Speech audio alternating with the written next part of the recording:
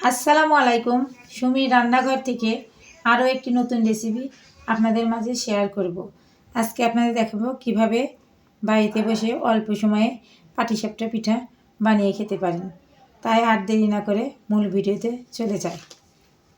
পাটিসাপটা পিঠার জন্য আমি 3 পদ দুধ নিয়েছি। দুধটা আমি জাল দিয়ে নেব। দুধ জাল দেওয়া হয়ে গেছে। এখন আমি এখান থেকে 2 চামচ দুধ নেব।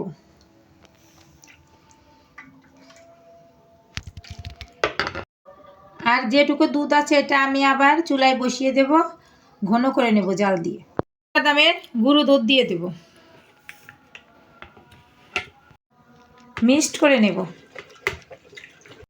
1 গ্লাস ঠান্ডা পানি দেব,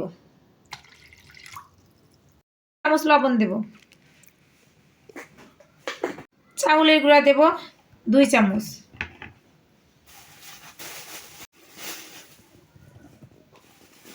ময়দা দেব। ময়দাটা দিলে একটু নরম নরম তুলতুলে হবে। ছেড়ে গোলাটা আমি গুলে নেব।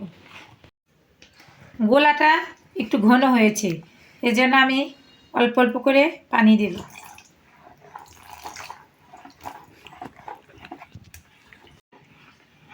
গোলাটা এরকম হতে হবে। হয়ে গেছে গোলা আমার গোলা। 2টা দারচিনি, 2টা সাদা এলাচ দিয়ে দিলাম। 1 কাপ নারকেল দিয়ে দিলাম পুর বানানোর জন্য। 1 কাপ চিনি দিয়ে দিলাম। অল্প একটু গুড় দিয়ে দেব। এটা এখন আমি একবারে শুকিয়ে পুর তৈরি করে নেব। পুর বানানো হয়ে গেছে। বেশি শক্ত করা যাবে না, বেশি নরমও করা যাবে না, মিডিয়াম। প্রায় গরম করে নিয়েছি মিডিয়াম আছে চুলাটা দিয়ে। এখন আমি দিয়ে দেব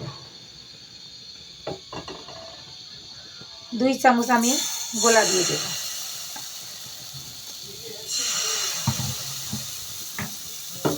কড়াইটা আমি হাত দিয়ে এভাবে নেড়ে গোলাটা ছড়িয়ে নেব।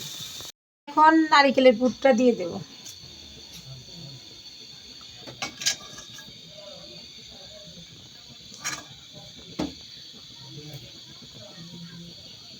মাঝখানে এভাবে দিয়ে দিতে হবে। এক সাইড থেকে এভাবে আমি ভাঁজ করে নেব।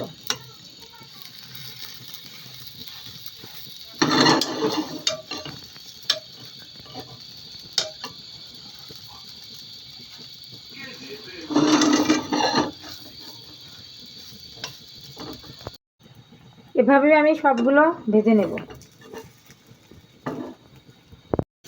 এভাবে আমি সবগুলো ভেজে নেব। সবগুলো পিঠে আমার বানানো হয়ে গেছে। আমার পাটিসাপটা পিঠা।